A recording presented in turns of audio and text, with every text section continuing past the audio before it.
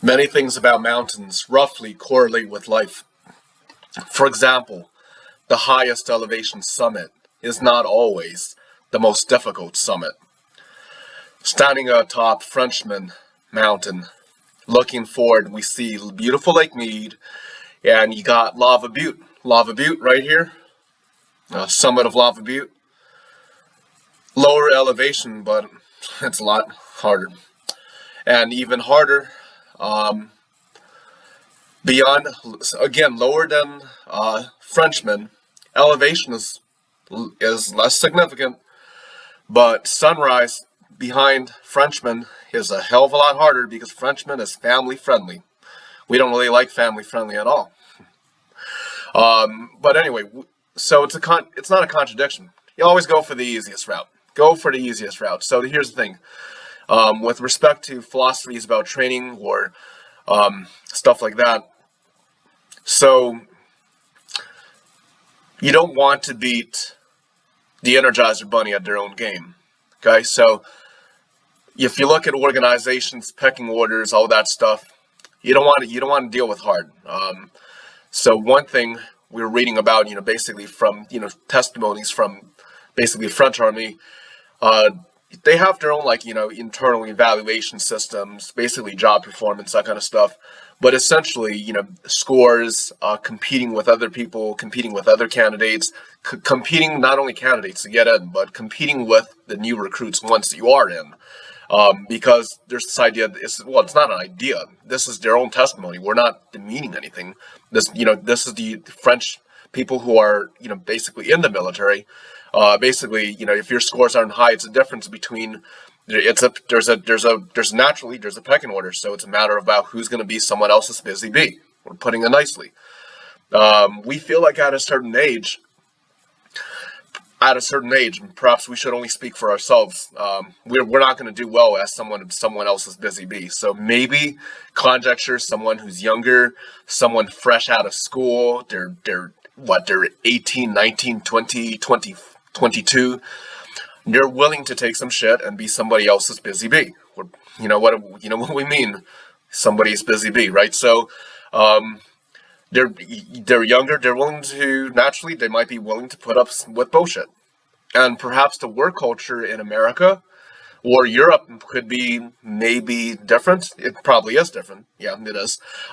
So we really applaud the culture of Italy, of France, of we're not fans of the quote unquote. There's this sociology concept called Protestant work ethic, where capitalist work ethic, whatever. It doesn't matter if you call it the Protestant work ethic, capitalist work ethic, socialist work ethic.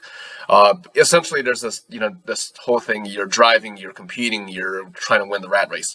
But anyway, the rat race. Okay, so. With respect to basically, we want to see if the embassy, if they're interested in if something, if they want people, volunteers, and if we can provide any sort of value. But no, we're not going to try to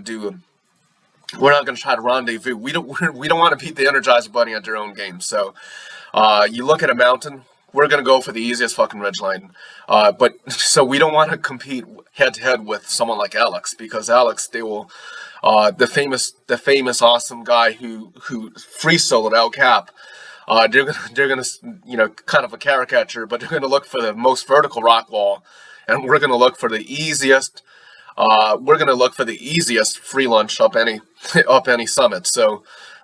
Even if it's if to them it's going to be a tiny little anthill, it's going to be a tiny, sugar hill in Florida to them. If they look at Sheep Range, and they're going to be like, okay, well, the quickest route, let me just free solo this vertical rock wall. And we're going to say, we're going to probably spend 8 hours, 10 hours, 12 hours in multiple attempts looking for the easiest fucking route to Sheep Peak.